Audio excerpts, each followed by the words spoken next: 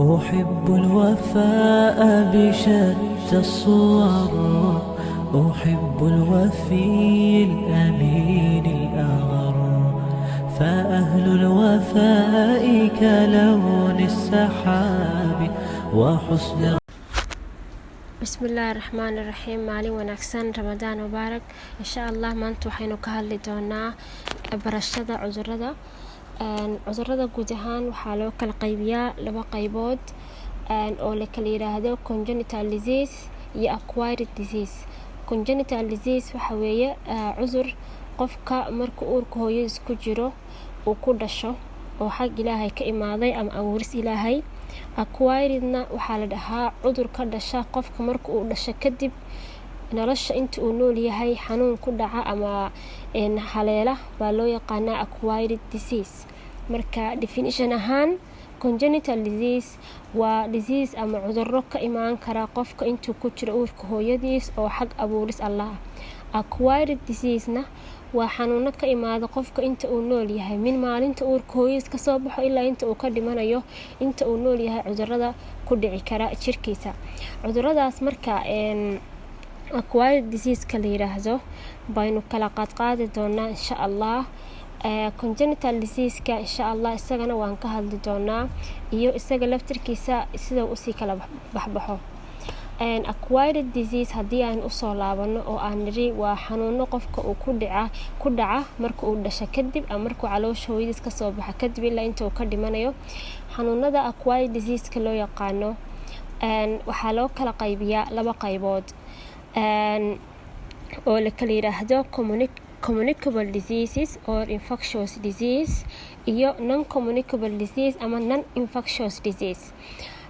haddii aynu sharaxno communicable disease ama non-infectious disease waxaa laga wadaa cudurro lisku gudbiyo ama la kala qaado, halka non-infectious disease or non-communicable disease ay tahay cudurro aanan la kala qaadin. yacni guud ahaan waxaan niri cudurrada waxaa loo kala qaybiyaa labo. kan qofka marka uu dhasho kadib ku dhacaya isagaa marka wuxuu kala yahay laba qaybood, mid faafa iyo mid aan faafin. sida ognahay cudurrada qaarna way faafaan qaarna ma faafaan. tusaale ahaan hadda xanuunkan corona oo kale wuxuu soo hoosgalayaa cudurrada faafa ee loo yaqaano communicable disease ama infectious disease. Non-communicable disease-na isaguna waa topic weyn, waynu ka hadli doonaa isagana cudurrada la isku dhaho non-communicable disease ama cudurrada aan la kala qaadin. maanta insha Allah waxaynu yara sharaxaynaa cudurrada faafa oo loo yaqaano communicable disease ama non-infectious disease, bal waxay yihiin, siday ku imaadaan iyo waxa sababa iyo sida loo kala qaado. marka insha Allah haddii aynu eegno cudurrada faafa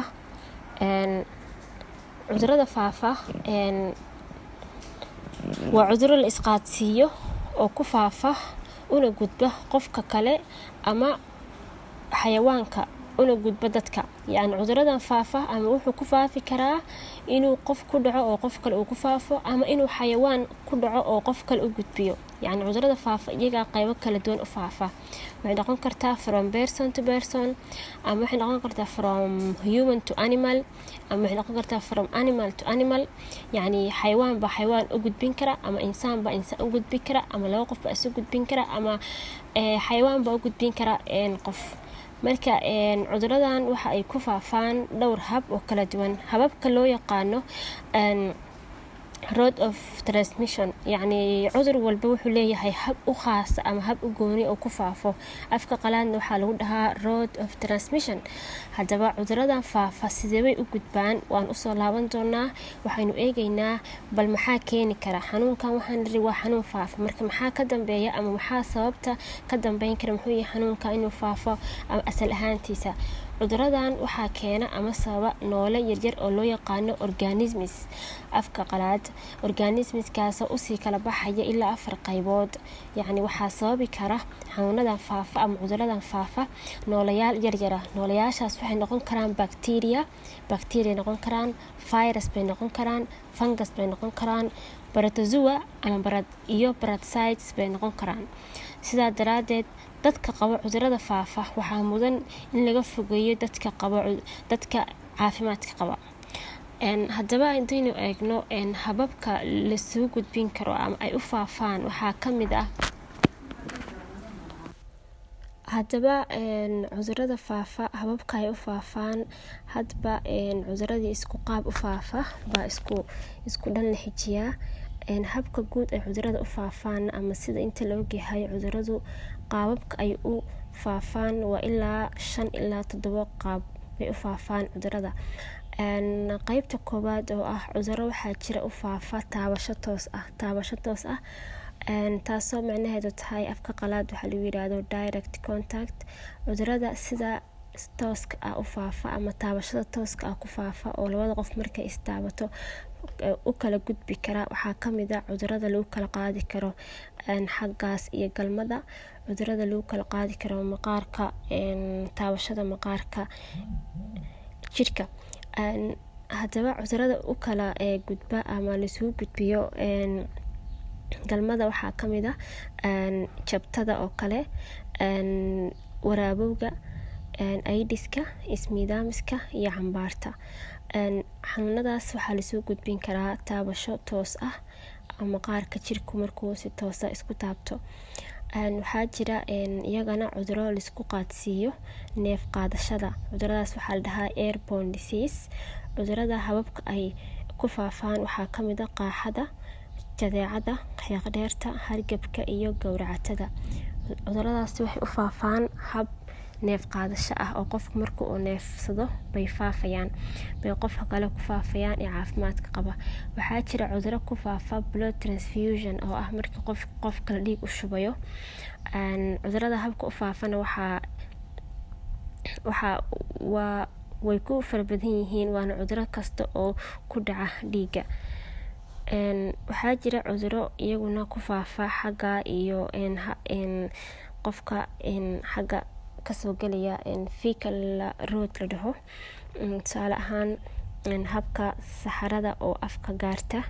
Habkaas waxay usoo gudbi karaa in qofka uu saxaradiisu ay xanuunsan tahay uu cuntada iyo cabitaanka jeermiska ay ka yimid afka saxarada buka. Yacni qofka in uu qof xanuunsan oo saxaradiisa bugto in uu gacmihiisa afka la galo oo kale ama isagoon gacmihiisa nadiifin oonan ku dhaqin waxyaabahan jeermiska dila oo cuntadii ku taabto ama cabitaankii uu ku taabto halkaasna xanuunkii saxarada la socday uu jirkiisa saas uu afka kasoo galo.